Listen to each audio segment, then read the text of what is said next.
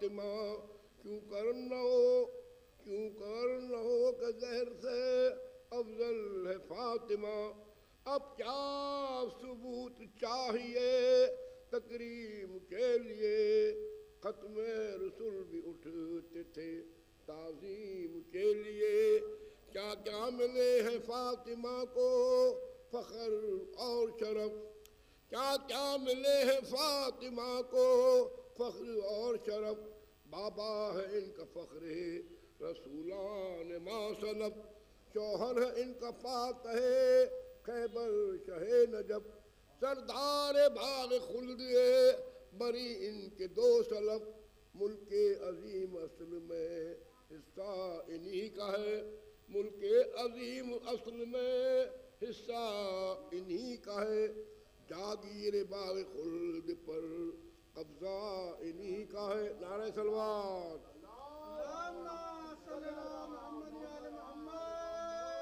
آئی نبی کی گود میں بن کر خدا کا نور.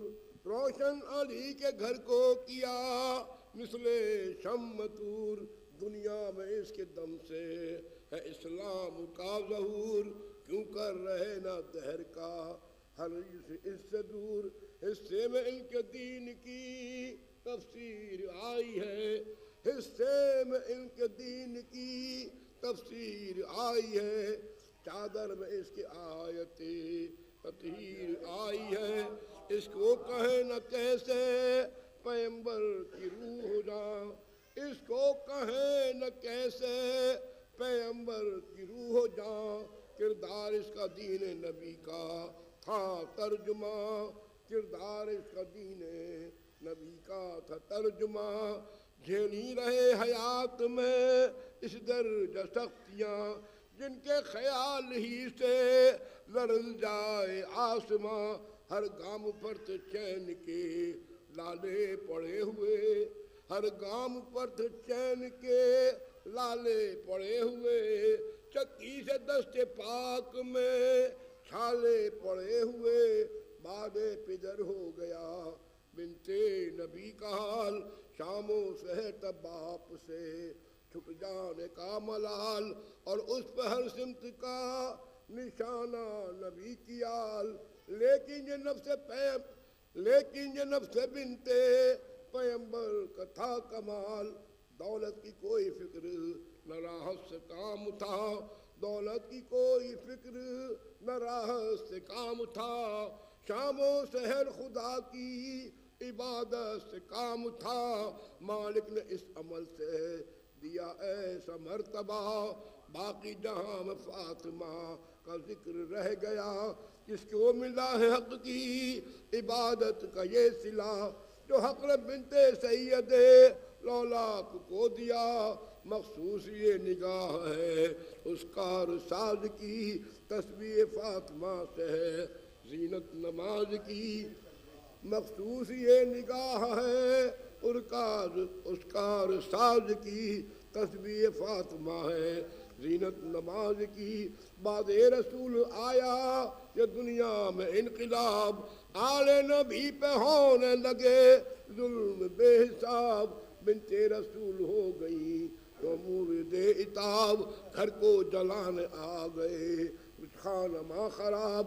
پرچم بغاوتوں کے تھے ہر سو کھلے ہوئے. پرچم بغاوتوں کے تھے ہر سو کھلے ہوئے. حیدر کے قتل پہ تھے ستمگر تلے ہوئے. کس طرح سے بیاں ہو عزیرہ کا حال زار. کس طرح سے بیاں ہو وہ زہرا کا حال زال. جب آگ لے کے آئی تھی گھر پر جفا شوار. اس سمت بنت سید لولاک اشک بار. اس سمت بنت سید لولاک اشک بار. اور اس طرف تھا شعلوں میں اسلام کا وقار. یوں مٹ رہا تھا دین رسالت ماب کا. یوں مٹ رہا تھا دین رسالت ماب کا. جکڑا تھا رسیوں میں گلابو تراب کا. کیا جانے کوئی کتنا منظر تھا دردناک. کیا جانے کوئی کتنا منظر تھا دردناک.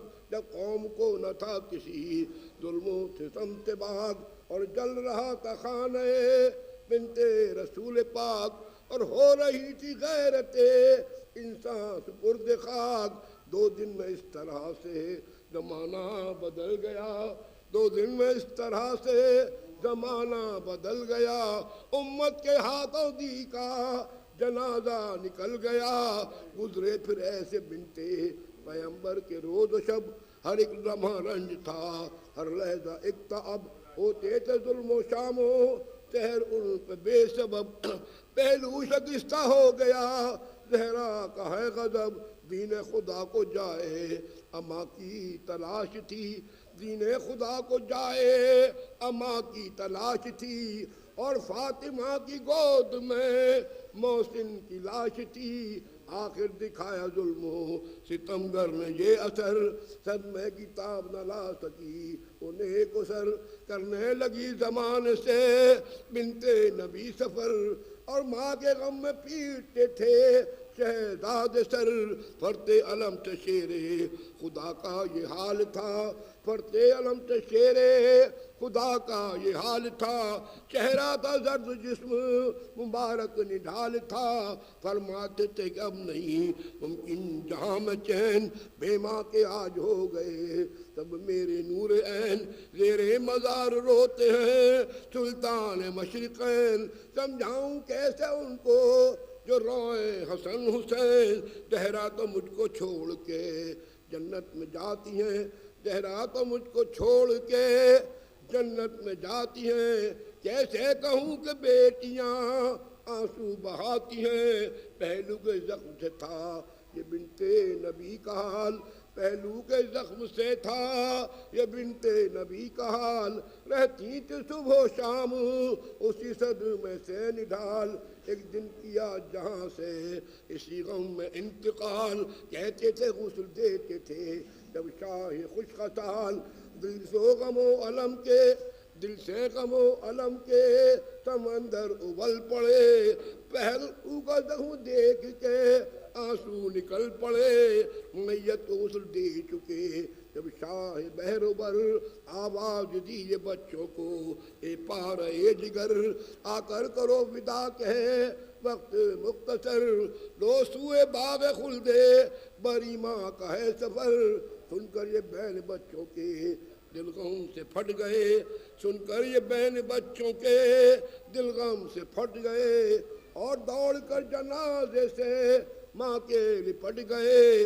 کہنے لگے کہ مادرے دلگیر الوداع, اے ورثے دار آیت تطہیر الوداع. اے وہ کہ جس کی خلد ہے جاگیر الوداع. اے کار ساز و شبرو شبیر الوداع. جاتی ہیں آپ خلد بچانے, جاتی ہیں آپ خلد بسانے کے واسطے, جاتی ہیں آپ خلد بسانے کے واسطے. ہم رہ گئے ہیں رنج اٹھانے کے واسطے. سن کر یہ بین ضبط کا یاران رہ گیا, سینے سے ماں نے بچوں کو اپنے لگا لیا. جنوں ملک بھی کرنے لگے نالا و بکا, اور آسماں سے آئی یہ پردرد ایک صدا. اے مرتضیٰ یتیموں کے اب کام آئیے, یا مرتضیٰ یتیموں کے اب کام آئیے. بچے تڑپ رہے ہیں گلے سے لگائیے. سن کر صدا یہ آگے بڑھے شاہ لافتہ, بچوں کو لاش بنتے نبی سے جدا کیا. دستے کرم یتیموں پہ کچھ اس طرح رکھا. آنے لگی فلک سے یہ جبریل کی صدا. بچوں کے سر پہ فاتح خیبر کا ہاتھ ہے, بچوں کے سر پہ فاتح خیبر کا ہاتھ ہے. مادر نہیں تو باپ کی شفقت تو ساتھ ہے. رونا تو ہوگا اس کے مقدر میں عمر بھر, اٹھے گا جس کے سر سے ماں سایہ پدر. سوئے گا سر کٹا کے جہاں سارا گھر کا گھر.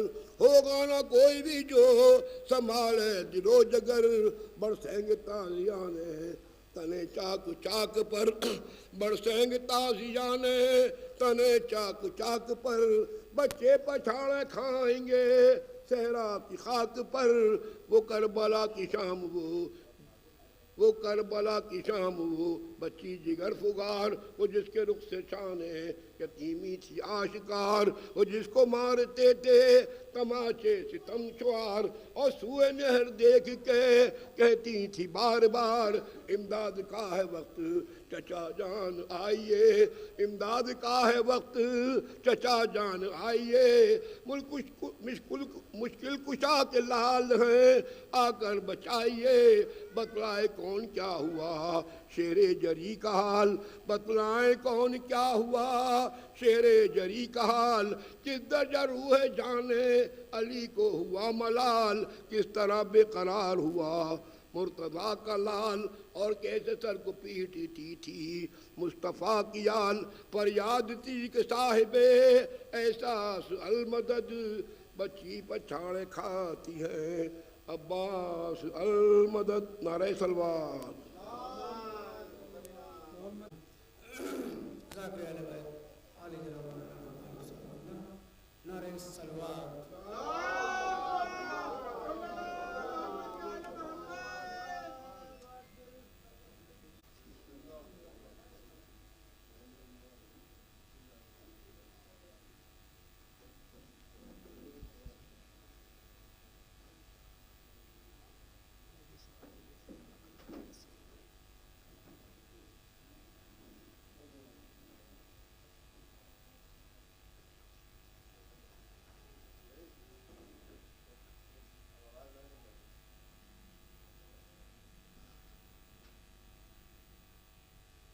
اعوذ باللہ من الشیطان اللعین الرجیم، بسم اللہ الرحمن الرحیم، الحمدللہ رب العالمین، والصلاة والسلام علی سیدنا و نبینا و شفیعنا و شفیع المذنبین ابی القاسم محمد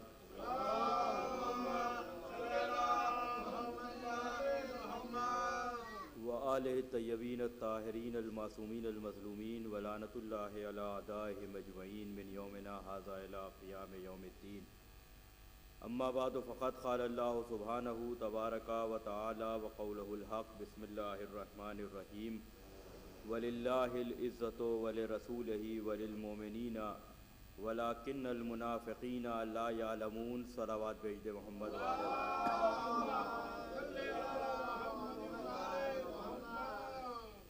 حضرات۔ اس سے پہلے کہ میں گفتگو کا آغاز کروں، آپ حضرات دعا کریں کہ صدقے میں محمد و آل محمد کے جناب بابی صاحب کو اللہ صحت کاملہ عطا کرے، اور تمام مومنین جو بھی حاجات لے کے اس وقت فرش پہ آئے ہیں بطفیل محمد و آل محمد، ان کی حاجات بارگاہ الہی میں مستجاب ہو۔ ایک صلوات بھیج دے محمد و آل محمد۔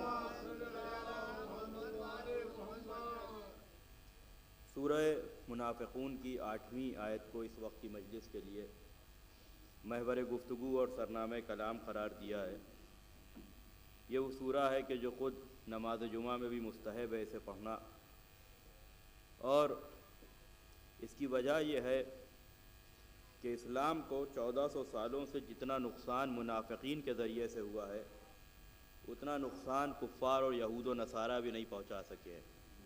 ہوتا ہے ان سے بھی بہت نقصان، لیکن اصل جو نقصان ہے اسلام کا ہمیشہ وہ منافقین کے لیے کے ذریعے سے۔ اسی لیے شاید سورہ جمعہ میں اس سورہ کی تاکید کی گئی تاکہ مسلمانوں کی صفوں سے نفاق دور ہو، منافقت دور ہو۔ 11 آیات پہ مشتمل یہ سورہ ہے۔ وَلِلَّهِ الْعِزَّةُ وَلِرَسُولِهِ، عزت صرف اور صرف اللہ کے لیے ہے اور اس کے رسول کے لیے۔ وَلِلْمُؤْمِنِينَ، اور عزت مومنین کے لیے ہے۔ وَلَٰكِنَّ الْمُنَافِقِينَ لَا يَعْلَمُونَ، لیکن منافقین کو کبھی بھی یہ بات سمجھ میں نہیں آ سکتی۔ وہ کبھی نشہ اقتدار میں اور کبھی دولت کے نشے میں یہ سمجھتے ہیں کہ وہ دین خدا کو ختم کر دیں گے۔ اللہ کے مقابلے پہ بھی جو لوگ آئے اور جنہوں نے یہ سمجھا کہ اللہ کی عزت کو وہ ختم کر دیں گے، لیکن چند دنوں کی ان کی دنیاوی عزت اور اس کے بعد پوری اپنی قوم کے ساتھ وہ غرق کیے گئے ہیں۔ اور اللہ کی عزت ہمیشہ ہمیشہ اسی طریقے سے پیغمبر کے سلسلے میں آپ دیکھیں کہ کفار قریش نے کس قدر پیغمبر کی نعوذ باللہ تحقیر کرنے کی کوشش کی. پیغمبر گلیوں سے جا رہے ہیں تو پیغمبر کو پتھر مار رہے ہیں. ہم جیسا کوئی عام آدمی بھی اگر کہیں گلی سے گزرے اور اس کے ساتھ یہ سلوک کیا جائے تو یہ برداشت کے باہر ہوتا ہے. اور وہاں 1.25 لاکھ انبیاء کے سردار گزر رہے ہیں اور لوگ پتھر مار رہے ہیں اور راستے میں کانٹے بچھائے جا رہے ہیں اور نامناسب چیزیں پیغمبر کے اوپر بالا خانوں سے پھینکی جا رہی ہیں. اب ظاہر ہے کہ وہ جملہ جو ہے اس لیے کہ میں خصوصیت کے ساتھ بڑے الفاظ میں احتیاط کے ساتھ، اس لیے کہ یہ معاملہ محمد و آل محمد کا ہے، بڑا نازک مسئلہ ہے. پل صراط سے زیادہ نازک مسئلہ ہے محمد و آل محمد کے سلسلے میں جب انسان گفتگو کرے. تو پیغمبر کے لیے بھی کوششیں کی گئیں. ابتر کہا معاذ اللہ پیغمبر کو. فوراً سورہ کوثر نازل ہوا پیغمبر کی تسلی کے لیے، انا اعطیناک الکوثر، اے رسول ہم نے آپ کو کوثر عطا کیا اور آپ نمازیں پڑھیے اور عبادتیں کیجیے، اور در حقیقت تو آپ کا دشمن ابتر ہے. یہ سورہ جو ہے وہ پیغمبر کی تسلی کے لیے فوراً بھیجا گیا ہے، اس لیے کہ قرآن مجید میں بہت سی آیات ایسی ہیں کہ جو پیغمبر کی تسلی کے لیے فوراً بھیجی گئی، پیغمبر کو اطمینان دلانے کے لیے. مثلاً جس موقع کے اوپر کفار کہہ رہے تھے اور اس میں منافقین بھی کہ بھلا یہ کیسے جو ہے وہ نبی ہو سکتے ہیں، اس لیے کہ انہوں نے تو شادی کی ہے اور یہ تو صاحب اولاد ہیں. فوراً آیت تسلی کے لیے آ گئی، وَيَقُولُ الَّذِينَ كَفَرُوا لَسْتَ مُرْسَلًا، اے رسول ان سے کہہ دیجئے کہ بس آپ کی رسالت کی گواہی کے لیے اللہ کافی ہے. قُلْ كَفَىٰ بِاللَّهِ شَهِيدًا بَيْنِي وَبَيْنَكُمْ وَمَنْ عِندَهُ عِلْمُ الْكِتَابِ، اور وہ کافی ہے کہ جس کے پاس مکمل علم کتاب ہے. تو یہ تمام آیات جو ہیں وہ پیغمبر کی تسلی کے لیے بھیجی گئی ہیں، اس لیے کہ اللہ نے نازبرداری کی ہے، اپنے رسول اپنے حبیب کی نازبرداری کی ہے اور فوراً تسلی کے سلسلے سے، لہذا عزت صرف اور صرف رسول کی ہے. پھر اس کے بعد قرآن کہہ رہا ہے کہ عزت مومنین کی ہے، لیکن منافقین کو یہ بات سمجھ میں نہیں آ سکتی ہے، اس لیے کہ یہ جملہ جو میں نے کہا کہ منافقین نے ہر دور میں اسلام کو سب سے زیادہ نقصان پہنچایا. دیکھیے ذات ایک ہی ہے، نام ایک ہی ہے، لیکن مثال دے دوں تو بات زیادہ واضح ہو جائے گی. حاکم شام جنگ بدر میں پیغمبر کے خلاف آیا تھا اور ناکہ پکڑ کے اپنے باپ کا جب لے کے آ رہا تھا تو پیغمبر نے کہا تھا کہ سوار پہ بھی لعنت ہو، اور جو سوار جو اس سواری کے مہار پکڑے ہوئے اس پہ بھی لعنت ہو، اور جو پیچھے سے ہانک رہا ہے اسے بھی، اس لیے کہ اس کا بھائی بھی ساتھ میں تھا. حاکم شام بحیثیت کافر بدر میں بھی آیا، احد میں بھی آیا، خندق میں بھی آیا. اب اگر تاریخ پوری آپ کے ذہن میں ہو تو ایک جملے میں بات واضح ہو جائے گی کہ یقیناً بدر اور احد اور خندق والا حاکم شام یعنی کافر حاکم شام اسلام کے لیے بڑا خطرہ تھا، لیکن صفین والا منافق حاکم شام زیادہ خطرہ تھا. اس لیے کہ جو کھلا ہوا دشمن ہوتا ہے اس سے مقابلہ کرنا بہت آسان ہوتا ہے بنسبت وہ کہ جو معاملہ یہ کہے کہ ہمارے سامنے ہم سے ہمدردی کی باتیں کرے. لہذا منافقین نے چونکہ چہرے پہ اسلامی نقاب ڈال لی تھی، اور یہ جملہ میں نے کیوں کہا کہ صفین والا حاکم شام جو منافق حاکم شام ہے وہ زیادہ خطرناک اس لیے ہے کہ بدر و احد اور خندق میں تو وہ کافر تھا، لیکن صفین 37 ہجری میں ہوئی ہے. یہاں تک ہمتیں اب اتنی بڑھ گئیں کہ وہ پیغمبر کا جانشین ہونے کا دعویٰ کر رہا ہے، مسلمانوں کے امام ہونے کا دعویٰ کر رہا ہے. لہذا منافقین ہر دور میں اسلام کے لیے سب سے بڑا خطرہ رہے ہیں، اور منافقت کو پہچنوانے کے لیے جناب زہرا بار بار دربار میں گئی ہیں. جناب زہرا سلام اللہ علیہا کا بار بار دربار میں جانا، اور خصوصیت کے ساتھ جب دربار کہا جاتا ہے تو بعض لوگ ناراض ہو جاتے ہیں کہ صاحب شہزادی کے لیے، کہ وہ تو ابھی بھی میں ایک کلپ دیکھ رہا تھا کہ پڑوس کے ملک میں ایک صاحب کہہ رہے تھے کہ وہ تو مسجد میں گئی تھی. یہ شیعہ مولوی خطیب اسماعیل دیوبندی مرحوم سے بھی کسی نے کہا تھا کہ آپ کہہ رہے ہیں کہ سیدہ دربار میں گئیں سیدہ، جبکہ وہ مسجد میں گئی تھیں. قیامت کا جواب دیا انہوں نے، کہ خدا کی لعنت ہو ان لوگوں پر جنہوں نے مسجد کو دربار بنا دیا تھا.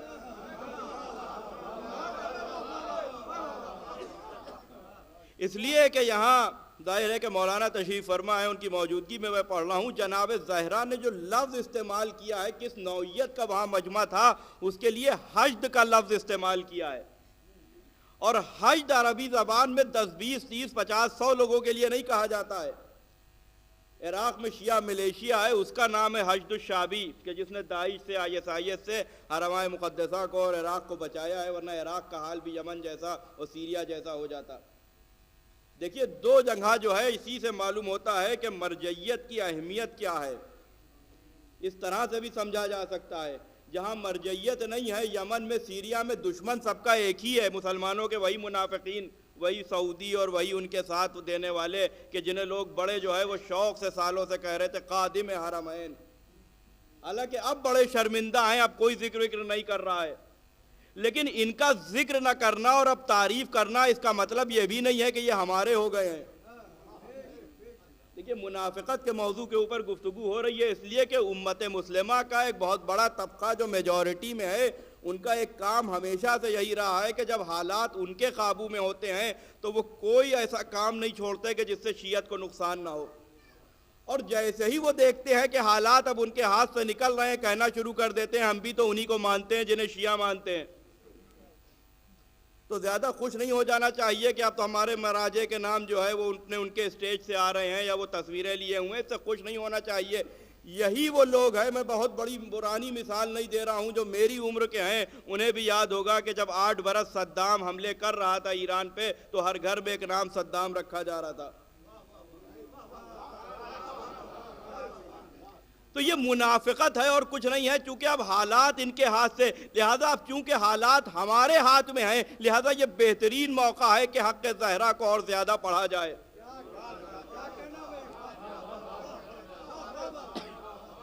اب جب حالات ہمارے اختیار میں ہیں اور پوری دنیا میں شیعت اس وقت سرخرو ہے، اس لیے کہ اب سب نے دیکھ لیا ہے کہ جب بھی اسلام پہ وقت پڑا تو یا علی کام آئے یا اولاد علی، اور اس کے بعد پھر علی والے کام آئے، اس کے علاوہ کوئی ہے نہیں۔ اور اکثریت و تعداد کل بھی اس کی کوئی حیثیت نہیں تھی اور آج بھی اس کی کوئی حیثیت نہیں ہے، اسی لیے قرآن نے بھیڑ کی مذمت کی ہے، اکثریت کی مذمت کی ہے۔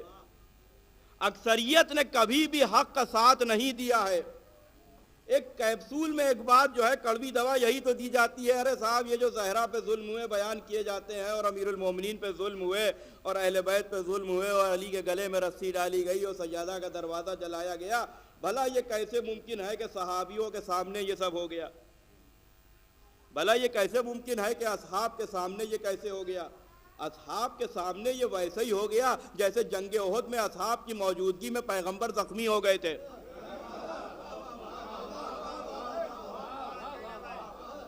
اصحاب کے سامنے یہ ویسے ہی ہو گیا کہ جس کا خود ذکر قرآن مجید میں ہے، حنین کے موقع کا، کہ جب اتنا بڑا اسلامی لشکر تھا تو بڑے والے صاحب نے ایک جملہ کہا کہ کم سے کم اب لشکر کی قلت کی وجہ سے ہم ہاریں گے نہیں، تو فوراً قرآن نے جو ہے وہ ٹوکا کہ تم اپنے لشکر پر غرور اس لشکر پر غرور و تکبر نہ کرو۔ اور جیسے ہی حنین میں جو ہراول دستہ آگے گیا تھا، مسلمانوں کے نقلی سیف اللہ آگے تھے، پہلے ہی حملہ جیسے ہی ادھر سے ہوا یہ سب کے سب بھاگے، تو یہ سب کچھ اصحاب کے سامنے ہی تو ہو رہا تھا۔ لیکن مسئلہ یہ تھا کہ معلوم ہی نہیں ہو پا رہا تھا کہ کون رسول کا ہے اور کون مخالف لشکر کا ہے، کون مومن ہے کون منافق ہے، اور قیامت تک یہ راز نہ کھلتا اگر سیدہ دربار میں نہ جاتی۔ کون اپنا ہے اور کون پرایا ہے، قیامت تک یہ راز نہ کھلتا اگر سیدہ دربار میں نہ جاتی۔ لہذا یہ بات کہنا کہ اتنے امتی موجود تھے، 40,000 صحابی تھے، اور اگر اطراف کو ملا لیا جائے تو 70,000 صحابی تھے، اتنے امتی تھے، بھلا یہ کیسے ہو گیا؟ ان کے سامنے ایک جملہ میں پوری دلیل کے ساتھ کہہ رہا ہوں کہ امتی رسول کے تھے ہی نہیں، امتی تھے ثقیفہ والوں کے۔ یہ اس جملے پہ غور کیجئے گا، اور بغیر دلیل کے گفتگو نہیں کر رہا ہوں۔ ایک صلوات بھیجے محمد و آل محمد۔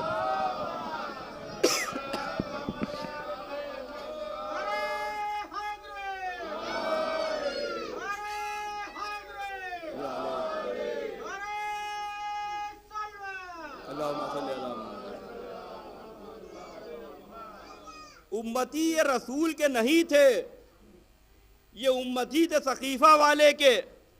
اور دلیل یہ ہے کہ یہ رسول کے امتی نہیں، اس لیے کہ جب رسول کی بیٹی نے مدد کے لیے بلایا تو 30 نہیں آئے، اور جب ان کی بیٹی نے جمل میں مدد کے لیے بلایا تو 30,000 آ گئے۔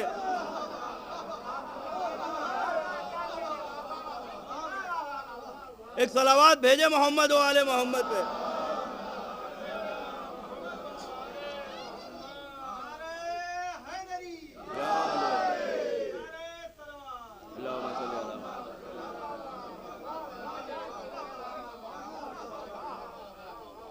رسول کے امتی کہاں تھے یہ؟ اور یہ جو میں نے 30 کا لفظ کہا ہے یہ اسی لیے کہا ہے کہ خود پیغمبر کی وصیت تھی، یا علی اگر نصرت کے لیے 40 افراد مل جائیں تو آپ قیام کیجیے گا۔ اس لیے کہ سلیم ابن قیس ہلالی نے پوری تفصیل کے ساتھ یہ واقعہ لکھا ہے کہ جب پیغمبر دنیا سے رخصت ہو رہے تھے تو ایک دن پہلے انہوں نے تنہائی میں امیر المومنین کو بلایا اور کہا کہ یا علی، یہ آپ کو قتل کرنے کی کوشش کریں گے، لہٰذا اپنی جان کی حفاظت کیجیے گا، خدا آپ کے قاتلوں پہ لعنت کرے۔ یہ پیغمبر کا جملہ ہے، اور کتاب بھی ایسی ہے کہ جس کے لیے چھٹے امام نے حکم دیا ہے کہ تمام مومنین کے گھروں میں اس کا ہونا لازم ہے۔ سلیم ابن قیس ہلالی، اور جناب زہرا سے کہا فرمایا کہ زہرا آپ کو قتل کیا جائے گا، اس لیے کہ جناب زہرا کو قتل کیا گیا ہے۔ زہرا آپ سب سے پہلے آ کے مجھ سے ملاقات کریں گے، اور پھر پیغمبر نے کہا کہ خدا آپ کے قاتلوں پہ بھی لعنت کرے۔ اب جس پہ رحمت للعالمین لعنت کر رہے ہوں اسے لعنت سے کون بچا سکتا ہے؟ رحمت للعالمین جن کے اوپر لعنت کر رہے ہوں، کیا ان کو لعنت کے لیے اس کے سے بچایا جا سکتا ہے؟ لہذا ایک جملہ میرے سمجھ سے باہر ہے، یہ مقدسات والا۔ آیت اللہ وحید خراسانی نے کتاب لکھی ہے، اس کا نام ہے فتح، اور کتاب لکھی کیا چونکہ وہ اپنے دروس میں بھی جناب زہرا کا ذکر کثرت سے، لہذا اسے جمع کیا گیا ان دلائل کو اور ان تمام اسناد کو کہ جو جناب زہرا کے خطبوں کے سلسلے میں ہیں۔ اس میں انہوں نے ایک جملہ لکھا ہے کہ جب انہوں نے جناب زہرا سے گواہ مانگ لیا تو وہیں یہ دائرہ اسلام سے خارج ہو گئے، یہ دائرہ اسلام سے خارج ہو گئے۔ لہذا یہ ہمارے علماء اور مراجع کا جملہ ہی نہیں ہے، یہ دراصل سو کالڈ زبردستی کے جو انقلابی ہیں وہ اپنی ہلکی ہلکی باتوں کو وزنی کرنے کے لیے مراجع کی طرف منسوب کر دیتے ہیں۔ ورنہ جب انسان پڑھنا شروع کرے تو آیت اللہ وحید خراسانی نے کہا کہ جیسے ہی انہوں نے زہرا سے گواہ مانگے بس وہیں یہ دائرہ اسلام سے خارج ہو گئے، اور انہوں نے اس کی دلیل بھی دی ہے، واقعہ موجود ہے۔ اس لیے کہ جب جناب زہرا کے حق کو غصب کیا اور امیر المومنین آخر میں جناب زہرا کو لے کے بیت الشرف جانے لگے تو جاتے جاتے امیر المومنین نے حاکم کو مخاطب کیا اور اس سے ایک سوال کیا۔ سوال کیا تھا؟ سوال یہ تھا کہ یہ بتاؤ کہ اگر کچھ لوگ مدینے میں زہرا کے خلاف کچھ مسلمان گواہی دے دیں تو تم کیا کرو گے؟ وہ نشہ اقتدار میں بالکل چور بیٹھے تھے، کہنے لگے کہ ہم وہی حد جاری کریں گے کہ جو عام عورتوں کے لیے ہے۔ جناب زہرا کے لیے کہہ رہے ہیں وہی حد جاری کر دیں گے کہ جو عام عورتوں کے لیے ہے۔ اب یہاں پہ میرے مولا نے کہا کہ اس کا مطلب تو یہ ہے کہ تم دائرہ اسلام سے خارج ہو جاؤ گے۔ اب ذرا سا یہ جو ہے یہ نشہ اقتدار کا اترا، اس لیے کہ کسی عام زبان سے تو یہ جملے نکلے نہیں تھے کہ تم دائرہ اسلام سے خارج ہو جاؤ گے، یہ کل ایمان کہہ رہا ہے۔ اور جانتے سب کچھ یہ بھی ہیں، پہچان کے نہیں پہچانا یہ وہ لوگ ہیں۔ لہذا انہوں نے کہا کہ یا علی ہم دائرہ اسلام سے کیسے خارج ہو جائیں گے؟ سیدہ پہ حد جاری کر کے پیغمبر نے کہا کہ یہ بتاؤ کہ آیہ تطہیر زہرا کے لیے نازل ہوئی یا نہیں؟ اقرار لیا، کہنے لگے ہاں زہرا کے لیے آیہ تطہیر نازل ہوئی۔ کہ جب سیدہ کی طہارت اور عصمت کی گواہی اللہ نے دے دی اور تم بندوں کی گواہی کو اللہ کی گواہی پہ ترجیح دو گے تو تم دائرہ اسلام سے خارج ہو جاؤ گے۔ ایک جملہ کہوں، دربار میں علی جن کے کفر کر کے گئے تھے، سیدہ نے سلام کا جواب نہ دے کے اسی پہ فتویٰ، اسی پہ مہر لگا دی کہ نظریہ ایک ہے، مزاج ایک ہے، ایک دوسرے کے کفو ہیں۔ جناب زہرا نے انہی کے سلام کا جواب نہیں دیا کہ جن کے کفر کا اعلان علی دربار سے کر کے نکلے تھے۔ لہذا شہزادی سلام اللہ علیہا کا بار بار دربار میں جانا اور خصوصیت کے ساتھ امیر المومنین کی ولایت کے سلسلے میں جو آپ نے جستجو کی ہے، امیر المومنین کی ولایت اور ان کے حق کے سلسلے میں گفتگو کی ہے، اور ایک جملہ کہا ہے کہ تم نے علی کا حق غصب کرنے میں بڑی جلدی کر دی۔ ابھی علی پیغمبر کو غسل دینے میں مصروف تھے، کفن دینے میں مشغول تھے، دفن کرنے میں، اور تم سقیفہ بنی ساعدہ میں جمع ہو گئے اور تم نے خلافت کو غصب کر لیا، حکومت کو۔ تو وہاں ایک جملہ کہا کہ اگر علی سقیفہ بنی ساعدہ میں آ جاتے تو ہم ان کی بیعت کر لیتے، وہ نہیں آئے لہذا ہم نے بیعت لے لی، مسلمانوں نے ہمارے ہاتھ پہ بیعت کر لی۔ اب یہاں پہ امیر المومنین نے ایک جملہ کہا کہ اچھا تم یہ سمجھتے ہو کہ میں تمہاری طرح رسول کو چھوڑ کے حکومت کے لیے آ جاتا؟ بار بار ان کی منافقت کو کہ یہ رسول کے نہیں تھے، اس لیے کہ اگر رسول کے ہوتے تو یہ پیغمبر کے جنازے میں شرکت کرتے، یہ پیغمبر کی قبر کھود رہے ہوتے، لحد تیار کر رہے ہوتے، لیکن ان کی غیر موجودگی بتا رہی ہے کہ انہیں پیغمبر سے کوئی دلچسپی نہیں تھی، اسلام سے کوئی دلچسپی، ان کا ایک مقصد تھا اور وہ ہے حصول حکومت، اس کے علاوہ کچھ نہیں۔ اور پھر وہ روایت کہ جن کا ذکر بہت زیادہ ازواج کی فہرست میں جن بیوی کا کیا جاتا ہے اور جو مسلمانوں کے نزدیک بڑی محترم ہے، انہی سے روایت موجود ہے، اس لیے کہ امیر المومنین نے 28 صفر کو پیغمبر کو دفن نہیں کر دیا ہے، ہفتے کے دن پیغمبر دنیا سے رخصت ہوئے اور پیر کے دن پیغمبر کو دفن کیا ہے۔ 3 دن علی نے انتظار کیا ہے کہ شاید انہیں غیرت آ جائے، اور ان زوجہ کو اپنے شوہر سے کتنی محبت تھی یہ روایت کے جملے بتا رہے ہیں، جب وہ کہہ رہی ہیں کہ جب تیسرے دن پیغمبر کے حجرے میں کدالیں چلنے کی آواز آئی تب مجھے لگا کہ شاید اب دفن کیے جا رہے ہیں۔ یعنی بحیثیت رسول تو محبت چھوڑ دیجئے، دنیا میں کوئی زوجہ جو ہے وہ اپنے شوہر سے اتنا لا تعلق ہوگی، اور مسلمان چاہ رہے ہیں کہ صاحب ہم ان کا ذکر کریں اور ان کی بڑی اہمیت ہے، اور صرف یہ اس وجہ سے کہ ایک نظریہ منافقین کا ہے کہ جس نے اہل بیت پہ جتنا زیادہ ظلم کیا وہ ان کے لیے اتنا زیادہ محترم ہے۔ ورنہ جب انسان تاریخ پڑھے خصوصیت کے ساتھ ان دنوں میں، تو عزیزان گرامی صرف اس لیے یہ تاریخ پڑھی جاتی ہے کہ تاکہ فرش پہ آنے والوں کو معلوم ہو خصوصیت کے ساتھ۔ میرے بزرگ جو ہیں وہ مجھ سے بہتر جانتے ہیں، اگر چھوٹے بھائی جو آتے ہیں ان کے لیے، اور میں کہیں بھی مجلس پڑھتا ہوں تو یہ جملے ضرور حالات کے اعتبار سے کہتا ہوں اپنے چھوٹے بھائیوں سے کہ فرش پہ وقت سے ضرور آ جائیے، فرش اعضاء پہ، اس لیے کہ یہ وہ نعمت ہے ہمارے پاس اللہ کی طرف سے کہ جس کی جو فائدے ہیں اس کا ہم اندازہ نہیں لگا سکتے ہیں۔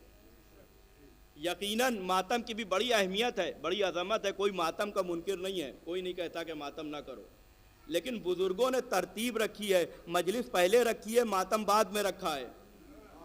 اس کا مقصد یہ ہے کہ پہلے مجلس میں آؤ، اہل بیت کی معرفت حاصل کرو، ان کے فضائل سنو، اس کے بعد مصائب سنو، اور اس کے بعد معرفت کے ساتھ ماتم کرو، اس لیے کہ کوئی بھی عبادت جو ہے اس کا جو اصل مفہوم ہے وہ یہی ہے کہ معرفت کے ساتھ کی جائے۔ لہذا زیارات کے سلسلے میں بھی جو معصومین کی احادیث اور روایات ہیں ہر جگہ یہی ہے، عارفن بحق تھے، ہمارے حق کی معرفت کے ساتھ جس نے زیارت کی۔ معرفت کی بڑی اہمیت ہے، لہذا پہلے دین کو سمجھیے، پہلے مذہب کو سمجھیے، اور صرف یہ فرش اعضاء جو ہے اس کی بڑی اہمیت ہے، بڑی آسانی سے اس کے ذریعے سے پورا دین ہم تک پہنچ جاتا ہے۔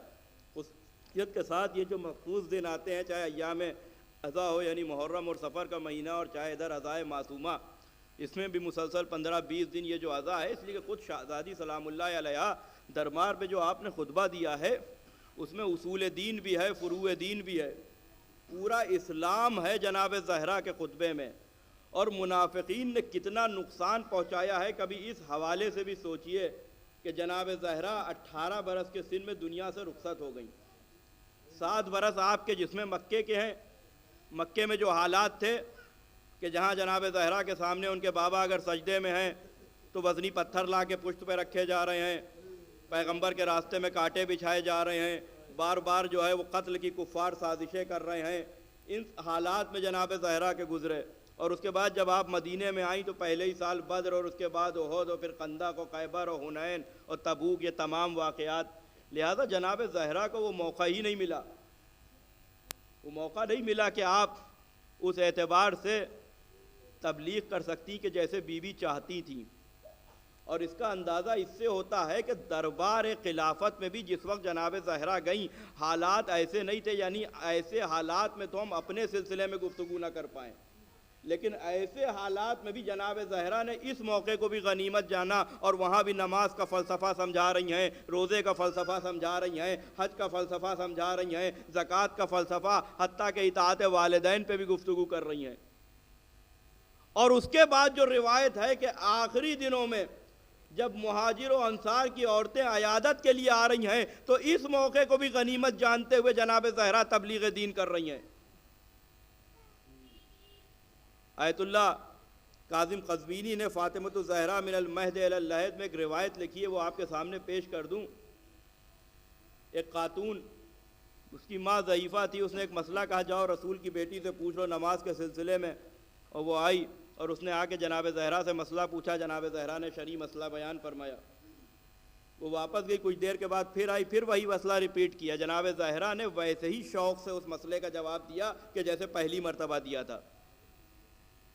اور اس کے بعد اس لیے کہ علم کے ساتھ حلم بھی ہے، اور علم کے ساتھ حلم یہ جو ہے وہ انبیاء کی خصوصیت ہے کہ جہاں بردباری، اور پھر تیسری مرتبہ وہ آئی پھر وہی مسئلہ لے کے، اور پھر جناب زہرا نے ویسے ہی جواب دیا کہ جیسے پہلی مرتبہ دیا تھا۔ اب ہم میں اگر ذرا سا جو ہے وہ کوئی ایک مرتبہ ایک چیز پوچھ لے اور دوبارہ پھر، تو تیسری مرتبہ ضرور مزاج بدل جاتا ہے۔ 10 مرتبہ وہ آئی ہے ایک ہی مسئلہ لے کے، اور ہر مرتبہ جناب زہرا نے جواب ایسے دیا کہ جیسے پہلی مرتبہ آ رہی ہے۔ تو آخر میں اس نے بھی معذرت کی، معافی کی مانگی، بنت رسول یہ جو میں نے زحمت دی ہے آپ کو اس کے لیے معافی۔ تو شہزادی نے کہا کہ اے میری دوست یہ طریقہ ہے تبلیغ کا، یہی جملے ہیں، اے میرے دوست، اے میری دوست، اس میں زحمت کیسی؟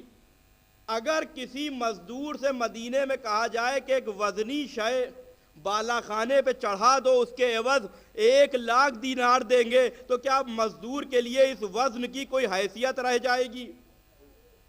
اب کیسے سمجھا رہی ہیں شہزادی؟ اس نے کہا یقیناً اگر ایک شے کے چڑھانے کے لیے 1,00,000 دینار اس وقت دیے جائیں تو پھر اس وزن کی کیا حیثیت رہ جائے گی؟ کہ سنو، جیسے اس کے لیے اس وزن کی کوئی حیثیت نہیں، ویسے ہی ہمارے لیے تبلیغ تم کتنی مرتبہ آؤ ہم ویسے ہی جواب دیں گے، اس لیے کہ اجر ہمارے لیے اللہ کے پاس محفوظ ہے۔ اس کا اجر اللہ کے پاس محفوظ ہے کہ جس میں زمین اور آسمان کے درمیان ہم دیکھ رہے ہیں کہ اجر جو ہے وہ موتیوں کی شکل میں ہمیں نظر آ رہا ہے۔ یہ جناب زہرا ذرا سا جو وقفہ اگر مل گیا تو وہاں بھی جناب زہرا نے علوم محمد و آل محمد کے دریا بہائے ہیں۔ پیغمبر سے پوچھ رہی ہیں بابا وہ کون سا وقت ہے کہ جس میں اللہ جو ہے وہ اپنے بندوں کی دعاؤں کو قبول کرتا ہے؟ اور میں یہاں پہ وضاحت بھی کرتا ہوں جب اس قسم کی روایات پڑھتا ہوں کہ یہ پوچھا اس لیے جاتا ہے کہ تاکہ واقعہ ہم تک آ جائے، اس لیے کہ سوائے زہرا کے یہ پوچھ بھی کون سکتا تھا؟ بھئی سوال کا وزن بھی تو بتاتا ہے کہ سوال کرنے والا خود کتنا صاحب علم ہے۔ پیغمبر سے پوچھ رہی ہیں، معلوم ہے جناب زہرا کو کہ زبان رسالت سے جب نکلیں گے جملے تو پھر جو ہے وہ امت تک کے بات جائے گی۔ تو پیغمبر نے ارشاد فرمایا کہ آخر جمعہ میں غروب آفتاب جس وقت ہو رہا ہو اور آدھا سورج مغرب میں غروب ہو چکا ہو اور آدھا سورج جو ہے وہ بچا ہو، تو یہ وقت وہ ہے کہ اللہ بندوں کی دعاؤں کو خاص طور سے قبول کرتا ہے۔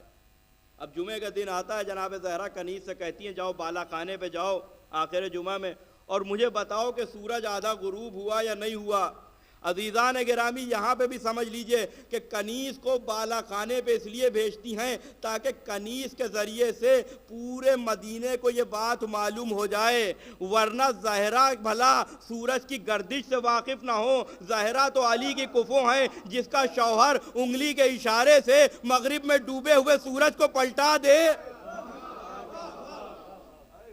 لہذا کنیز کے ذریعے سے اس بات کو عام کر رہی ہیں شہزادی۔ اس قسم کے کتنے واقعات ہیں، چونکہ آج شہزادی کی روز شہادت ہے اور یہ شام غریبہ ہے، لہذا وہ معارف اور وہ چیزیں کہ جو شہزادی نے بیان کی ہیں، جو بھی چیزیں ذہن میں آ رہی ہیں، خصوصیت کے ساتھ یتیموں کی کفالت کے سلسلے میں جو جناب زہرا نے گفتگو کی ہے، اور اس میں خصوصیت کے ساتھ ایک جملہ ہے کہ جس نے ایک یتیم کی کفالت اس طرح سے کی کہ اسے پڑھا دیا، اسے اپنا شاگرد بنا لیا، یا یا دوسری طریقے سے تعاون کیا، اسے پڑھا دیا، روز قیامت اللہ اس شخص کے سر پہ نورانی تاج رکھے گا۔ یہ جناب زہرا کے ذریعے سے روایات ہم تک کے آئی ہیں، اور اس کے بعد شہزادی نے جو سلسلے، یعنی کون سا ایسا موضوع ہے کہ جس پہ آپ نے اتنے کم عرصے میں بھی گفتگو نہ کی ہو، کہ اگر کسی کو اللہ اور قیامت پہ یقین ہے تو پھر وہ اپنے پڑوسی پہ کبھی ظلم نہیں کرے گا۔ یہ جناب زہرا ہیں، اگر کسی کو خدا اور آخرت پہ یقین ہے تو ہمیشہ اپنے مہمان کی عزت کرے گا۔ یہ جناب زہرا کے ذریعے سے، اور پھر حدیث ثقلین کے سلسلے میں جو جناب زہرا سے روایت ہے کہ جناب حسن ابن حسن یعنی جناب حسن مثنی نے اپنی ماں سے سنا، اور ان کی ماں کون ہے؟ فاطمہ بنت الحسین، امام حسین کی بیٹی۔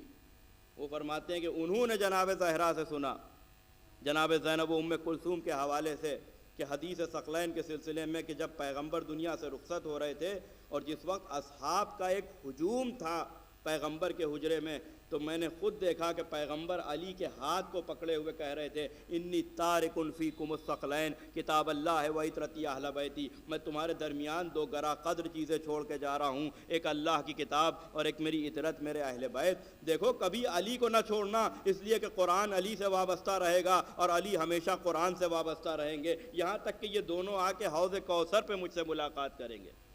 یہ بھی روایت جناب زہرا سلام اللہ علیہا سے ہے۔ اور پھر اس کے بعد جناب زہرا نے جو گفتگو کی ہے کس انداز سے، تو حشد کا لفظ استعمال کیا۔ حشد لشکر کے معنوں میں ہوتا ہے کہ لشکر پورا ایک بیٹھا ہوا ہے ہر وقت مسجد میں۔ اس کے بعد اس میں انصار بھی ہیں اور مہاجرین بھی ہیں اور پیغمبر کے اور ان کے جو ہے وہ دوسرے مصاحبین بھی ہیں، اس لیے کہ آپ یہ سمجھیے کہ مسجد میں یہ اتنا مجمع کیوں ہے، اس لیے کہ شریعت کا حکم تو ہے کہ مسجد میں واجب نماز آ کے پڑھو، اور اگر مستحب پڑھنا ہے تو بہتر ہے کہ گھر میں پڑھو، اور اگر مسجد میں بھی پڑھنا ہے تو دیکھو درمیان مسجد میں نہ پڑھنا، کسی گوشے کو تلاش کرنا۔ اور یہاں مسجد میں اتنا ہجوم ہر وقت ہے، تو یہ دربار نہیں ہے تو اور کیا ہے؟ اور کوئی یہ بھی نہیں سوچ سکتا ہے کہ جناب زہرا واجب نمازوں کے وقت گئی ہوں، اس لیے کہ زہرا سے بڑھ کے اول وقت کا خیال کون رکھ سکتا ہے؟ زہرا سے بڑھ کے کون؟ پیغمبر کے پاس اصحاب گئے، اللہ کے رسول نماز فجر کے وقت مدینے میں، ظہر اور عصر کے وقت، مغربین کے وقت ہم دیکھتے کہ خاص نور مدینے میں ساطع ہوتا ہے کہ جس سے ہمارے دروازے روشن ہو جاتے ہیں۔ یہ کیا وجہ ہے؟ پیغمبر نے ارشاد فرمایا یہ وہ واجب نمازوں کے وقت ہیں کہ جس وقت میری بیٹی زہرا مصلی پہ جاتی ہے۔ تو جناب زہرا واجب نمازوں کے وقت تو گئی نہیں، پھر یہ اتنا ہجوم، اتنا مجمع کیوں ہے؟ تو صرف اور صرف کہ دربار یہاں سے ملوکیت کا سلسلہ شروع ہو چکا تھا۔ یہ دربار جیسے حکمرانوں کے دربار ہوتے ہیں کہ عمراء و وزراء اور سربراہان مملکت ہر وقت بیٹھے ہوئے ہیں اور دربار سجا ہوا ہے، لہذا جناب زہرا گئیں اور حشد کا لفظ استعمال کیا۔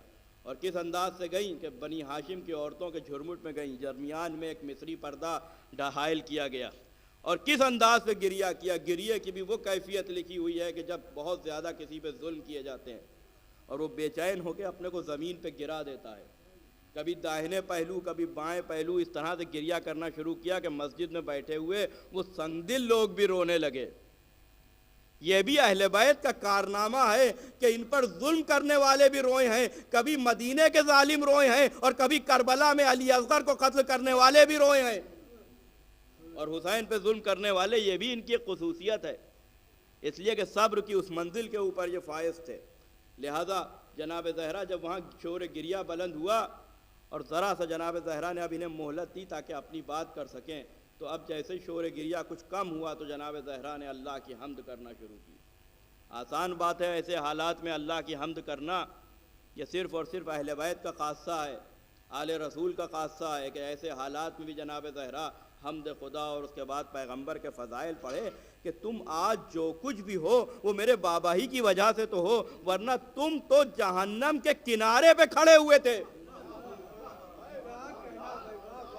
تم آج اپنے کو بہت بڑا صحابی و مسلمان سمجھ رہے ہو، تم جو کچھ بھی تو ہو میرے بابا ہی کی وجہ سے تو ہو۔ ایک جملہ کہہ دوں اور یہیں پہ وہ جملہ مناسب ہے کہ زہرا نے اس وقت حاکم کو اور ان کے مصاحبین کو ان کی اوقات بتا دی۔ کہا بھی کل تک تو تم بت پرستی کر رہے تھے، بتوں کو سجدہ کر رہے تھے، اس لیے کہ جس نے شرک کیا ہے وہ کچھ ہو سکتا ہے لیکن امام نہیں ہو سکتا ہے۔ قرآن کہہ رہا ہے کہ عہدہ امامت ظالم تک پہنچے گا نہیں۔ جناب زہرا نے ان کی بت پرستی کا اعلان کر کے بتا دیا کہ یہ تمہارا حاکم بحیثیت حکمراں تو ہو سکتا ہے لیکن رسول کا جانشین نہیں ہو سکتا۔ ایک صلوات بھیجے محمد و آل محمد۔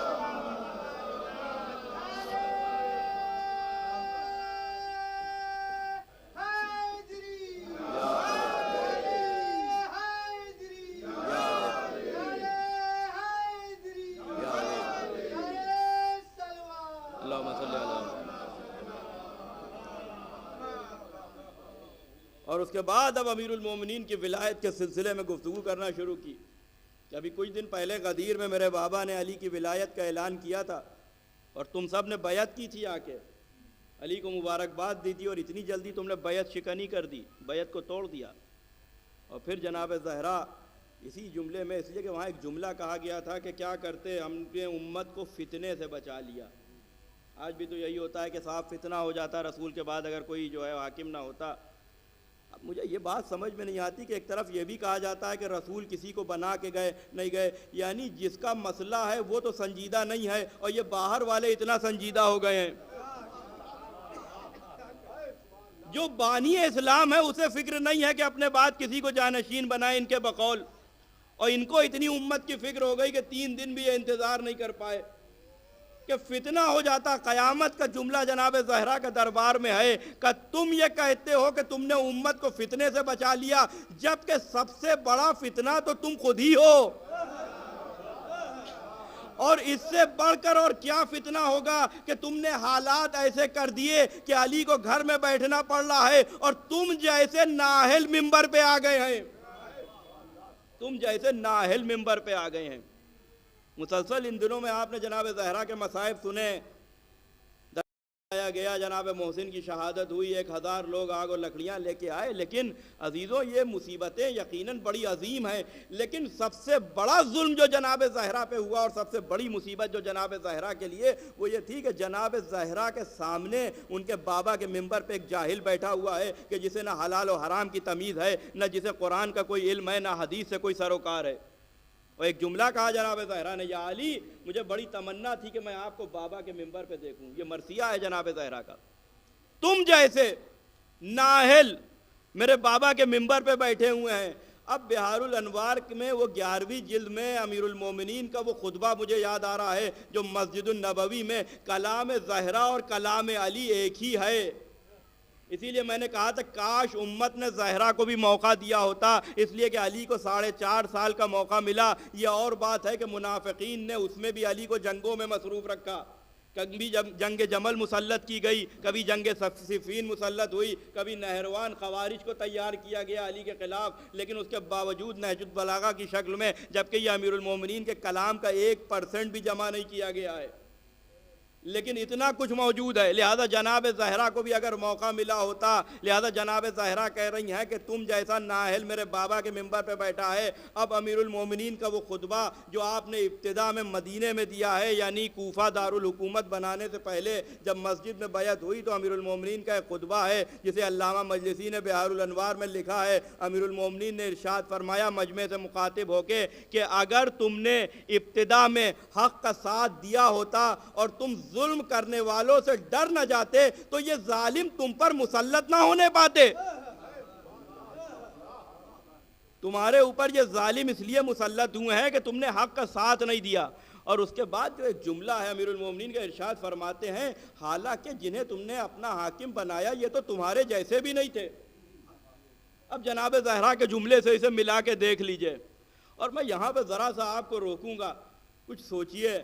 برسہ برس سے علماء سے خطبہ سے ذاکرین سے ہم سنتے آ رہے ہیں نا وہ خطبہ جو ابن ابی الحدید معتزلی نے بھی شرح نہج البلاغہ میں لکھا ہے کہ پیغمبر کے بعد جب پہلے والے ممبر پہ آئے تو وہ کہنے لگے کہ مسلمانوں میں تمہارا جیسا ہوں, ٹیڑھا میڑا ہو جاؤں تو تم مجھے سیدھا کر دینا, مجھ پر شیطان کا غلبہ ہوتا ہے. یہ تو متفقہ علیہ معاملہ ہے نا, اور ہم اسی پہ داد دیتے تھے کہ یہ اپنے کو عام لوگوں جیسا کہہ رہے ہیں, ان کی اصل حیثیت تو علی نے بتائی کہ یہ تو تمہارے جیسے بھی نہیں تھے.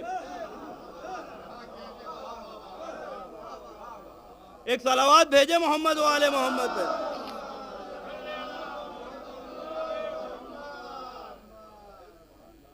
اسی پہ نہیں خوش ہونا چاہیے کہ انہوں اپنے کو عام مسلمانوں جیسا کہہ رہے ہیں. علی کہہ رہے ہیں یہ تو تم سے بھی بدتر ہیں, اور جن کے لیے علی کہہ دیں ان کے لیے دلائل موجود ہے کہ یہ کیسے عام مسلمانوں جیسے. خود انہوں نے اپنی زبان سے اقرار لیا ہے. ایک مسئلے میں دوسرے والے حاکم ممبر پہ بیٹھے ہوئے کہہ رہے تھے کہ دیکھو بس 450 درہم سے زیادہ کبھی مہر نہ دیا کرو, مہر کی رقم رسول نے اس سے زیادہ نہیں دی ہے, بس تم بھی جو ہے وہ آگے نہ معاملے کو بڑھاؤ. مسجد میں پردے کے پیچھے سے کسی خاتون کی آواز آئی کہ کیا آپ اس کو قرآن سے ثابت کر سکتے ہیں؟ تو یہ کہہ کے اتر گئے کہ میرا علم تو لگتا ہے مدینے کی عورتوں سے بھی کم ہے, جاؤ جس کا جتنا دل چاہے وہ دے دے. دیکھیے بہترین تبلیغ متائن پڑھتے پڑھتے بھی کی جا سکتی ہے. ہمارے یہاں بھی شادی بیاہ میں ہر خاندان میں ایک آدمی چیمپئن سمجھا جاتا ہے کہ یہ مہر کی رقم کم کروا دیں گے. اسے جانے انجانے میں یہ بھی نہیں پتا کہ وہ کس کی سیرت پہ عمل کر رہا ہے. ایک صلوات بھیجے محمد و آل محمد پہ. ہوتے ہیں نا ہر خاندان میں وہ پھپھا ہیں, کوئی خالو ہیں, وہ اس کام میں بڑے چیمپئن سمجھے جاتے ہیں. ارے صاحب ان کے سپرد کر دیجئے, وہ کم سے کم لکھوا دیں گے. پتہ ہی نہیں ہے کہ کس کی سیرت پہ عمل ہو رہا ہے. میرا علم تو مدینے کی عورتوں سے بھی کم ہے. بازار سے گزر رہے ہیں, یہی علامہ امینی نے الغدیر میں یہ واقعات لکھے ہیں کہ پیاس کا غلبہ ہوا. ایک نوجوان سے کہنے لگے کہ ذرا سا مجھے پانی پلا دو. بہرحال حاکم تھے, بادشاہ تھے, وہ ان کے احترام میں شہد کا شربت لے کے آ گیا. انہوں نے سوچا کہ یہ بہترین موقع ہے کہ اپنے تقوی کو ظاہر کیا جائے. شوق تھا نا کہ علی کی برابری کریں. ذلیل ہوا ہے ہر وہ شخص جس نے علی کی برابری کیا ہے.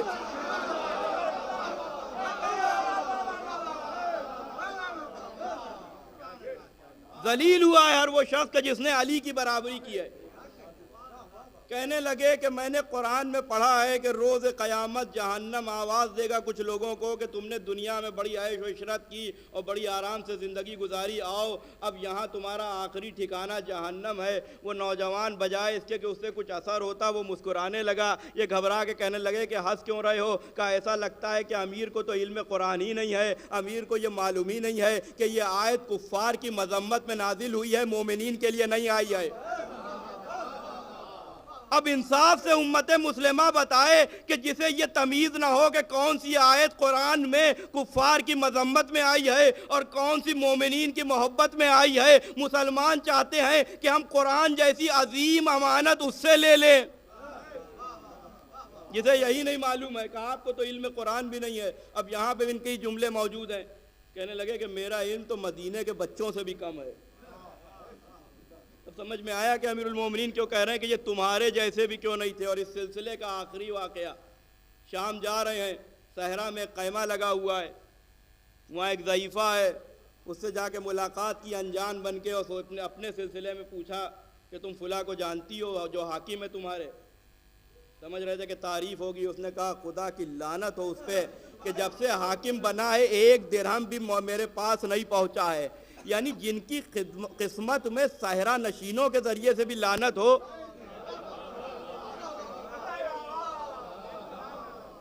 ایک درہم بھی نہیں. کہنے لگے ہو سکتا ہو کہ تمہارے حاکم کو علم ہی نہ ہو کہ تم یہاں صحرا میں ٹھہری ہوئی ہو. کہا واہ, ہم نے تو سنا ہے کہ وہ امام ہونے کا دعویٰ کر رہے ہیں, جبکہ امام تو کہتے ہی اسے ہیں کہ جسے مغرب سے لے کے مشرق تک کا علم ہو. وائے ہو مسلمانوں کی عقل پہ. صحرا میں رہنے والی ایک ضعیفہ کو بھی معلوم ہے کہ امام وہ ہوگا کہ جسے مغرب و مشرق کا علم ہو.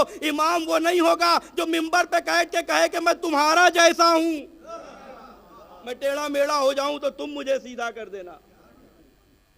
تو جناب زہرا نے دربار میں جا کے, امیر المومنین نے دربار میں جا کے خصوصیت کے ساتھ بس آخر کلام میں جو گفتگو کی ہے فلسفہ نماز کے اوپر شہزادی نے, ایمان کے اوپر کہ اللہ نے ایمان کو اس لیے واجب کیا اور ایمان لانے کا تمہیں اس لیے حکم دیا تاکہ تم شرک کی نجاستوں سے پاک ہو جاؤ.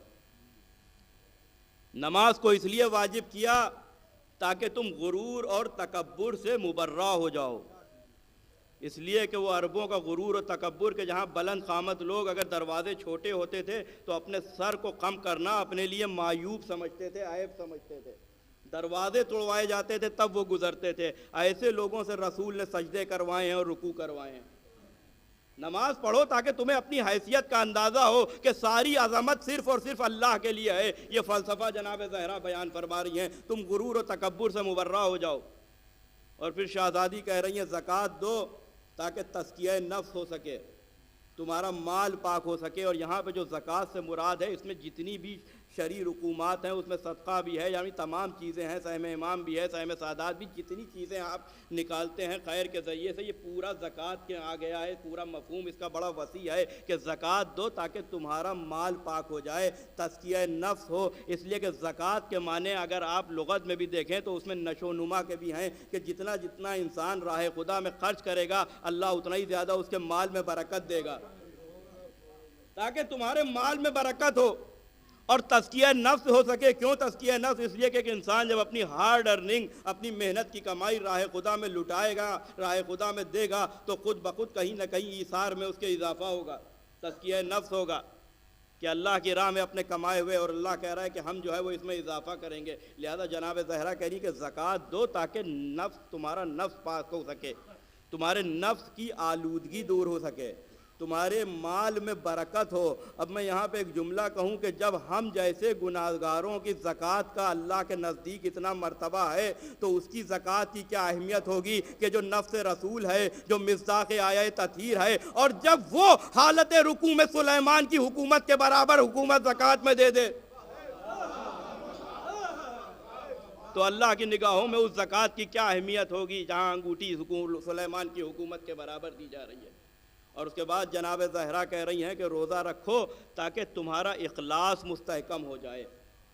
اخلاص مستحکم ہو جائے اس لیے کہ نماز کا معاملہ تو یہ ہے کہ ہم مسجد میں گئے تو بہرحال ہمیں جاتے ہوئے لوگوں نے دیکھا اور یہ سمجھا کہ یہ نماز پڑھیں گے یا نماز ابھی جو ہے وہ واجب نماز پڑھیں گے. اور پھر جب ہم مسجد میں پڑھ رہے تھے تو وہاں جو لوگ موجود تھے انہیں بھی معلوم تھا کہ ہاں یہ جو ہے وہ نماز پڑھ رہے ہیں. اور جب مسجد سے نکلے جس نے دیکھا کہ ہاں انہوں نے نماز پڑھ لی. روزے کا بھی، حج کا بھی یہی معاملہ ہے کہ ہم نے حج کا ارادہ کیا، گھر والوں کو بھی معلوم ہے، عزیز و اقارب کو بھی معلوم ہے، پڑوسیوں کو بھی معلوم ہے، لیکن اسی لیے روزے کے لیے کہا کہ روزہ رکھو تاکہ تمہارے اخلاص مستحکم ہو جائے. اس لیے کہ روزہ وہ عبادت ہے کہ اگر ہم اپنی زبان سے نہ کہیں کہ ہم روزے سے ہیں تو کسی کو معلوم نہیں ہو سکتا ہے. اور عبادت صرف اور صرف خلوص پہ مبنی ہونا چاہیے. یہ فلسفہ جناب زہرا بیان فرما رہی ہیں. عبادت کا یہ مطلب نہیں ہے کہ ہم نماز پڑھیں تو دنیا ہمیں بے نمازی نظر آنے لگے. عبادت کا مطلب یہ نہیں ہے کہ ہم نے روزہ رکھ لیا تو اب ہم سمجھ رہے ہیں کہ کوئی روزے سے نہیں ہے اور ایسے کام کر رہے ہیں کہ بس کہیں لوگوں کو معلوم ہو جائے کہ انہوں نے روزہ رکھ لیا ہے. جناب زہرا کہہ رہی ہیں روزہ رکھو تاکہ تمہارا اخلاص مستحکم ہو جائے، خلوص مستحکم ہو جائے. اور اس کے بعد شہزادی کہہ رہی ہیں کہ حج کرو تاکہ دین، حج کو اس لیے واجب کیا تاکہ دین کی بنیادیں مستحکم ہو جائیں. حج کو اس لیے واجب کیا تاکہ دین کی بنیادیں، اس لیے کہ حج میں ایک طرف عبادی پہلو ہے یعنی عبادت والا پہلو ہے. حج حضرت ابراہیم کی سیرت ہے. ابراہیم نے راہ خدا میں ساری محبتوں کو دل سے نکال دیا تھا، اس حد تک کہ نکال دیا تھا کہ پھر بیٹے کو بھی رزمگاہ میں لے کے آ گئے اور اللہ کی راہ میں قربان کرنے کے لیے تیار ہیں. لہذا حج کرو تاکہ دین کی بنیادیں. اور حج میں دوسرا پہلو یہ ہے کہ حج اسلامی کانفرنس کا نام ہے کہ مختلف علاقوں کے مسلمان جمع ہوں، آپس میں ایک دوسرے سے خیریت معلوم کریں. عزیزان گرامی ایک جملہ کہوں کہ اس سال ایام اعضاء میں تو بڑے اسپیشل CCTV کیمرے ہم جیسے ذاکرین اور خطبہ کے لیے لگا دیے گئے تھے کہ کون مسلمانوں کے حقوق کی باتیں کر رہا ہے، کون حالات حاضرہ پہ باتیں کر رہا ہے، کون کرنٹ افیئرز پہ باتیں کر رہا ہے. تو ذرا کچھ کیمرے حج میں بھی لگائے ہوتے کہ ذرا حج میں بھی کسی نے حج کے فلسفے پہ عمل کیا. اس لیے کہ حج کا مفہوم یہ ہے کہ مسلمان ایک دوسرے کی خیریت معلوم کریں. ہم نے تو نہیں دیکھا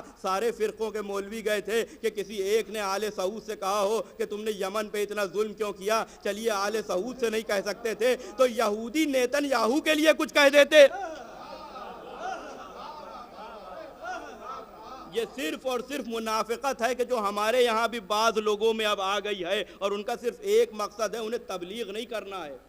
ان کا کام ہے کہ اس ذکر کو روکا جائے اور ان کے بقول کہ اختلافی باتیں ممبر سے نہ کی جائیں. یہ عجیب بات ہے کہ مسلمانوں کا اتنا خیال ہے اور مومنین کے درمیان کہیں سے بھی کوئی ایسی گنجائش نہیں ہے. کبھی ماتم کرنے والوں پہ اعتراض، کبھی فضائل پڑھنے والوں پہ اعتراض، کبھی متائن پڑھنے والوں پہ اعتراض. تو پھر ذرا مومنین کے لیے بھی تو اپنے سینوں میں گنجائش پیدا کیجئے اور ایسے تبلیغ کیجئے. ہم یہ نہیں کہتے کہ تبلیغ کی ضرورت نہیں ہے، نہیں ضرورت ہے، لیکن ذرا اطمینان سے کیجئے. لیکن ہم نے دیکھا ہے کہ وہاں تو تانے دیے جاتے ہیں کہ یہ نہ کیا تو نماز قبول نہیں ہے، جیسے ان کے پاس پورا ٹھیکہ ہے. یہ نہ کیا تو روزہ قبول نہیں ہے اور یہ نہ کیا. عزیزوں یہ تبلیغ کا ڈھنگ ہمارے یہاں کا ہے ہی نہیں. وہاں تو جناب زہرا کہہ رہی ہیں اے میری دوست، اور وہاں رسول کے پاس فتح مکہ کے بعد ایک مکے کا شخص آیا. اب ظاہر ہے کہ حکومت مستحکم ہو گئی اور پھر جو پیغمبر کا جلال اور روب تھا تو وہ گفتگو نہیں کر پا رہا تھا، لرز رہا تھا، کانپ رہا تھا، زبان میں اتنی طاقت نہیں تھی کہ کچھ دہن سے نکلے. تو پیغمبر اسے اطمینان دلانے کے لیے کہہ رہے ہیں بھائی تو کیوں گھبرا رہا ہے، میں تو مکے کی ایک عام عورت کا بیٹا ہوں. یہ نہیں کہا کہ میں عبداللہ کا بیٹا ہوں اس لیے کہ وہ بھی سردار تھے، یہ نہیں کہا کہ میں ابو طالب کا بھتیجا ہوں وہ بھی سردار تھے، یہ نہیں کہا کہ میں عبد المطلب کا پوتا ہوں اس لیے کہ عبد المطلب بھی سردار قریش ہیں۔ اسے اطمینان دلانے کے لیے، بھروسہ دلانے کے لیے کہہ رہے ہیں میں تو بس ایک عام عورت کا بیٹا ہوں مکے میں۔ تو ایک طرف ہمیں یہ انداز مل رہا ہے، تو اگر واقعاً محمد و آل محمد کی سیرت پہ عمل کرنا ہے تو پھر ویسے تبلیغ کی جائے کہ جیسے محمد و آل محمد نے تبلیغ کی ہے۔ کبھی کسی نے نہیں دیکھا کہ سید الساجدین نے کسی کو کہہ دیا ہو کہ تم بے نمازی ہو، جبکہ وہ تو نیتوں سے بھی واقف ہیں، انہیں معلوم ہے کہ کس نے صبح کی نماز پڑھی کس نے نہیں پڑھی۔ کہیں روایت میں نہیں ملے گا کہ امام محمد باقر نے کسی سے کہہ دیا ہو کہ تم جاہل ہو، کہیں روایت میں نہیں ملے گا کہ امام صادق نے کہہ دیا ہو چلتے پھرتے کسی سے کہ تم جھوٹے ہو۔ یہ تمام چیزیں ہیں، لہذا ائمہ معصومین کی سیرت کی اگر گفتگو ہو تو پھر ان کی سیرت کے اوپر حتی الامکان عمل کرنے کی کوشش تو کی جائے۔ لہذا یہ جناب زہرا سلام اللہ علیہا کی گفتگو تھی۔ ہاں عزیزان گرامی، بس وقت ختم ہو گیا، لہذا آج روز شہادت بھی ہے جناب زہرا کی، اور اس کے بعد جناب زہرا نے جو دربار میں اپنی مصیبت کا ذکر کیا اس میں ایک جملہ یہ بھی کہا کہ ابھی چند دن پہلے تو تم میرے بابا کے ممبر کے نیچے بیٹھتے تھے اور میرے بابا ہمارے اہل بیت کے احترام کے سلسلے میں گفتگو کرتے تھے اور تم سنتے تھے، اور اتنی جلدی تم بھول گئے اور تم نے ہمارے حق کو غصب کر لیا۔ رسول کی بیٹی یہ مرثیہ پڑھتی ہوئی دنیا سے رخصت ہو گئی آج ہی کی تاریخ میں کہ اگر روز روشن پر ایسی مصیبتیں ڈھائی جاتی تو وہ تاریک شب میں تبدیل ہو جاتے۔ عزیزوں، کیا دنیا میں کہیں کسی نے دیکھا کہ خدا نخواستہ کہیں حادثہ ہو گیا ہو اور پڑوسی اور محلے کے لوگ آ کے کہیں ان غمزدہ لوگوں سے کہ یا دن میں رویا کرو یا رات میں رویا کرو؟ امیر المومنین سے آ کے کہہ رہے ہیں علی کہہ دیجئے زہرا سے کہ یا دن میں رویا کریں اس لیے کہ ہمارے کاروبار میں خلل پڑتا ہے، ہماری دنیاوی زندگی میں خلل پڑتا ہے۔ اب کس طرح سے علی نے یہ پیغام پہنچایا ہوگا؟ نہ کوئی روایت پڑھنے کی ضرورت ہے آج کی رات، نہ کوئی ایسی واقعہ پڑھنے کی ضرورت ہے، صرف اور صرف امیر المومنین کی مظلومی اور امیر المومنین کی تنہائی۔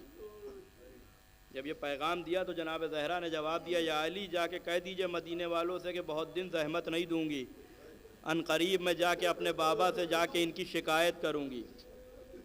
بیت الحزن بیت الاحزان امیر المومنین نے بقی میں جناب زہرا جاتی تھی، ایک درخت کے نیچے بیٹھتی تھی حسنین علیہ السلام کو لے کے، غروب آفتاب سے پہلے امیر المومنین بیت الشرف واپس لے آتے تھے۔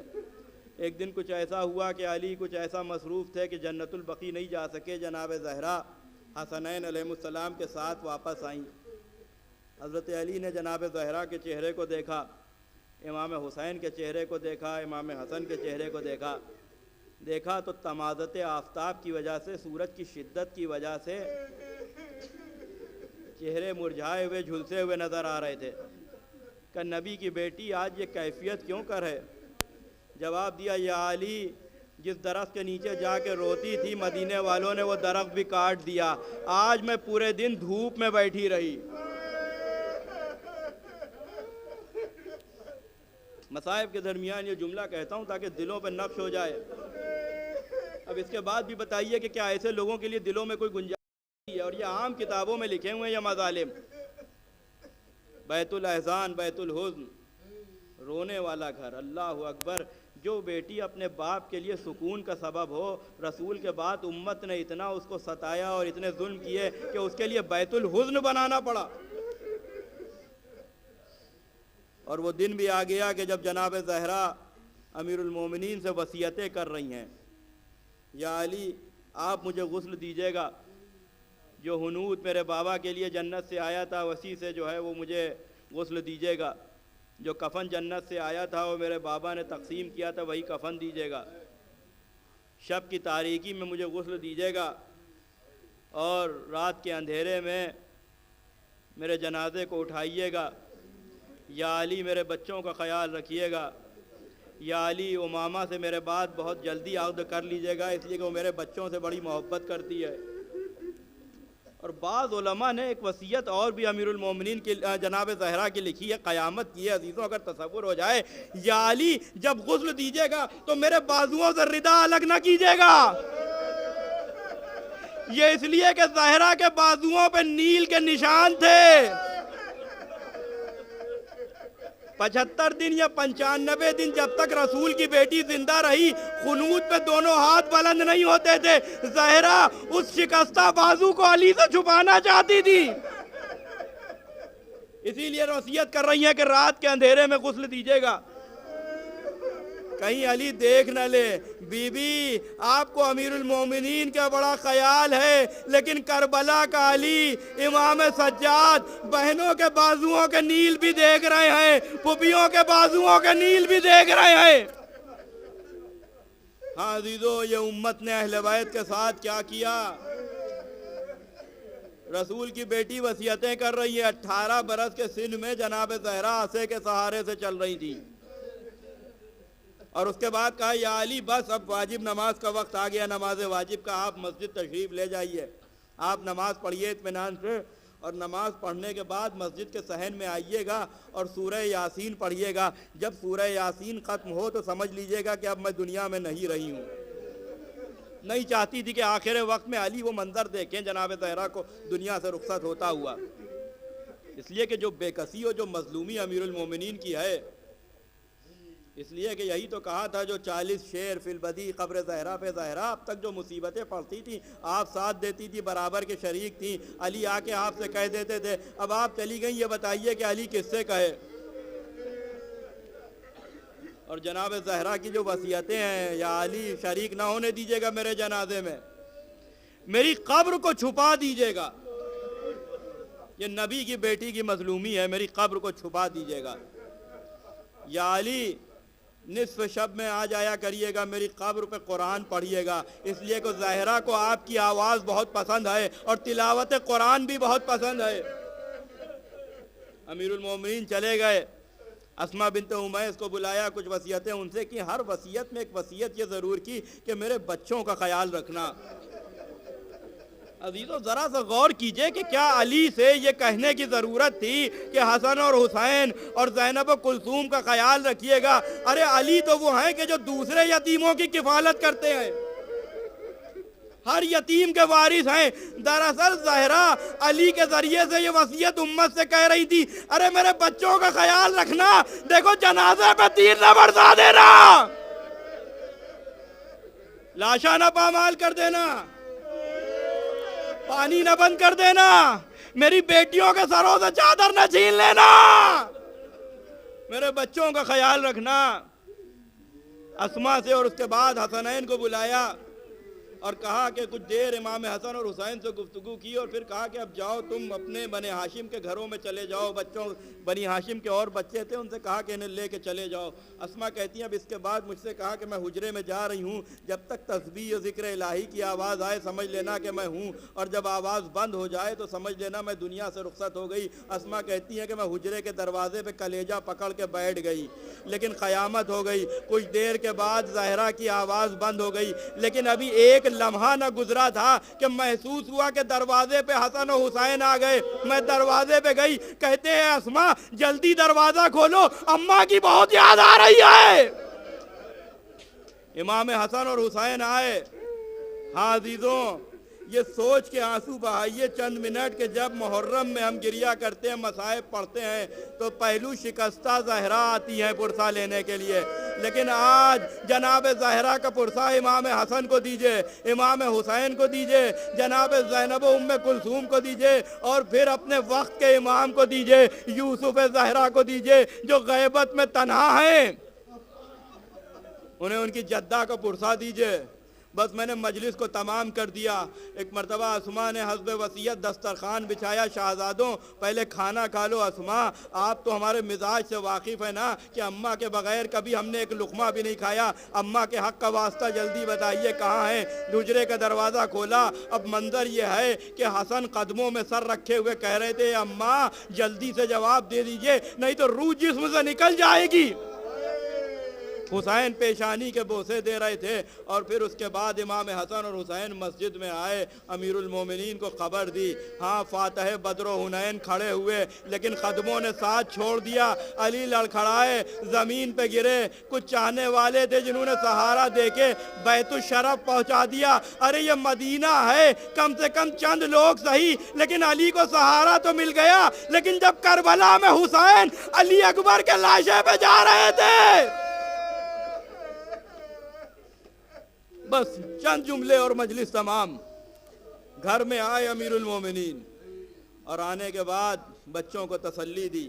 ایک جملہ کہا، یہیں سے مظلومیت کو سمجھیے اے بچوں، ماں کا دنیا سے گزر جانا یقیناً بہت بڑی مصیبت ہے، لیکن دیکھو آواز بلند نہ رونا، اس لیے کہ تمہاری ماں نے وصیت کی تھی کہ غیروں تک یہ خبر نہ جانے پائے۔ لیکن وہ علی جنہوں نے بچوں سے یہ بات کہی ہو، جب زہرا کو غسل دے رہے تھے تو ایک مرتبہ آواز بلند روئے۔ اب جو غسل دے کے باہر نکلے، پوچھنے والے نے پوچھا یا علی کبھی اس انداز سے روتے ہوئے نہیں دیکھا؟ ارے کہا کیوں کرنا ہو، بنت رسول کی پسلیاں ٹوٹی ہوئی تھی۔ زہرا نے مجھ سے بتایا بھی نہیں۔ ہاں قرآن میں جتنی بھی صبر کی آیات ہیں وہ سب اہل بیت ہی کے لیے تو ہیں۔ کبھی مدینے میں زہرا ٹوٹی ہوئی پسلیاں علی سے چھپا رہی ہیں، اور کبھی کربلا میں علی اکبر نے دیکھا کہ بابا آ رہے ہیں، جلدی سے سینے پہ ہاتھ رکھ لیا کہ کہیں بابا میرا زخم دل نہ دیکھ لے۔ بس آخری جملے، ایک مرتبہ غسل دینے کے بعد واپس کر دیا ان چند چاہنے والوں کو بھی، اور بیت الشرف میں جنازے کو رکھا۔ یہ رسم ہے نا کہ آخر وقت میں پھر بلایا جاتا ہے اولاد کو، آؤ آخری دیدار کر لو۔ امام حسن آئے، آ کے رخصت ہوئے۔ جناب زینب آئیں، آ کے مرثیہ پڑھا۔ 3 برس کی جناب ام کلثوم تھی، اب علی ام کلثوم کو کیسے سنبھال رہے تھے یہ علی جانے، لیکن ایک ستون کے سہارے سے حسین کھڑے ہوئے تھے۔ اے میرے لال، کیا ماں سے رخصت نہیں ہوگے؟ کہا بابا کیا میری ماں مرتبے میں مریم سے کم ہے؟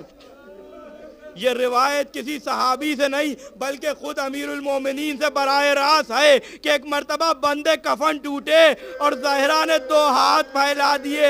ابھی میں نے کہا تھا نا کہ جب تک زندہ رہی قنوت میں ہاتھ بلند نہیں ہوتے تھے، لیکن یہ حسین کا معاملہ تھا۔ آؤ میرے لال آؤ، آ کے ماں سے رخصت ہو لو۔ حسین جا کے گلے سے لگ گئے۔ جبرائیل آئے، یا علی حسین کو سیدہ سے الگ کر دیجئے، اس لیے کہ صف ملائکہ میں کوہرام ہے، قیامت کے آثار نمودار ہیں۔